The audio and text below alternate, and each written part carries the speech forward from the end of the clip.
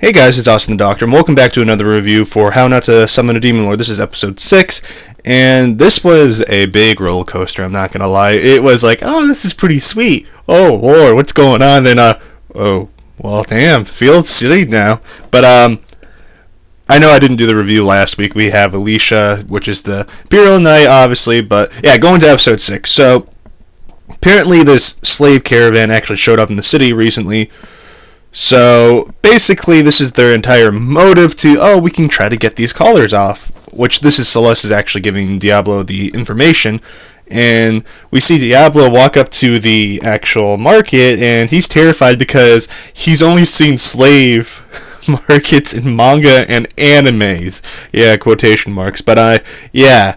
So we see the slaves are actually, when we walk, Diablo walks through the front door, are actually happy, and they're all like cat girls and bunny girls and all this stuff, and all I gotta say is, if that was me, I'd get all the girls there. I'd be a broke man after that. But anyways, we meet actually Medios, which is the owner of the slave market, and Medios actually can sense Diablo's power, and then Greenwood actually mentions how she's always been able to see Diablo's magic flow, like Meliodas, and they both see that it's tremendous, and it's basically Meliodas says that I feel bad for anyone who ever pisses you off, basically, because she sees that he's too powerful, and it's actually kind of comforting, I guess. But we see Meliodas see Rem's magic, and she outright asked Rem if she was pregnant with a demon, and kind of pins it on Diablo, and Diablo's like, no, we didn't do anything. Then we hear Greenwood talk about, if you're in a bed with another person or a guy, that's how you get pregnant. I'm like, oh, yep, that's definitely how it is. Let me tell you, but it's all because obviously the Demon Lord in Rem, but it seems that Rem's secret's almost out because Alicia actually was trying to comfort Rem, and this glowing red stuff kind of pops up over her hand, and freaks Alicia out. Then we see Greenwood in a wonderful outfit again, because Diablo has to touch her skin. That's the reasoning. See, we have reasoning to have fan service. See? This is how you do it. But we see Diablo pretend to see Greenwood or Shreya as a wand, so he can stop getting flustered about touching her and read her magic.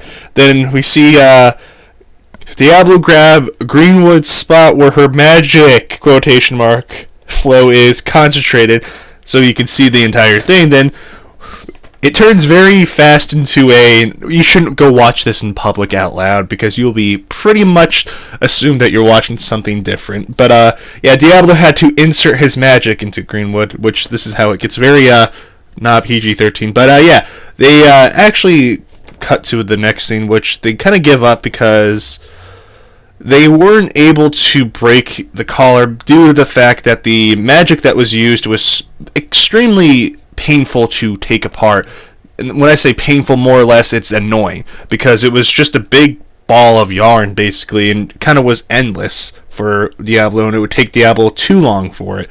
And then we see Diablo kind of picture Alicia, Rem, and Greenwood all sleeping with him because of, they ask Alicia where she's going to sleep, and Alicia goes, oh, don't worry, I got a room next to you guys. Then we hear a flute go off, and Greenwood immediately recognizes it, and it's actually Greenwood's brother, Kiria.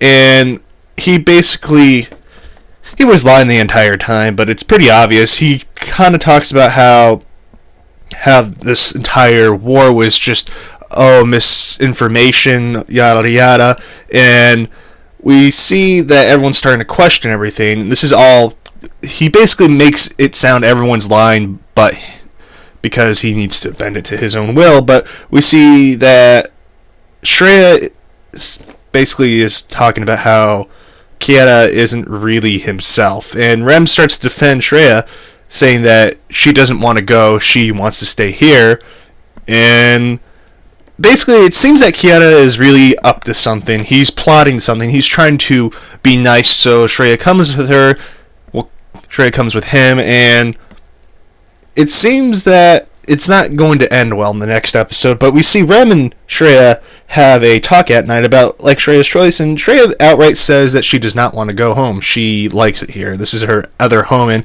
it got really emotional because she outright says that Rem and Diablo are her first true friends. I'm like, how you gonna do that to me? You're gonna hit me with the emotions out of nowhere. Thank you. But yeah, we see Shreya's actual dream. She wants to open up a cafe, and I'm like, okay, this is a clear reference to Toka from Tokyo Ghoul, and another reference to Damachi with, you know, Sire and Ryu in the cafe, Catgirl and Elf, but, you know, what do I know?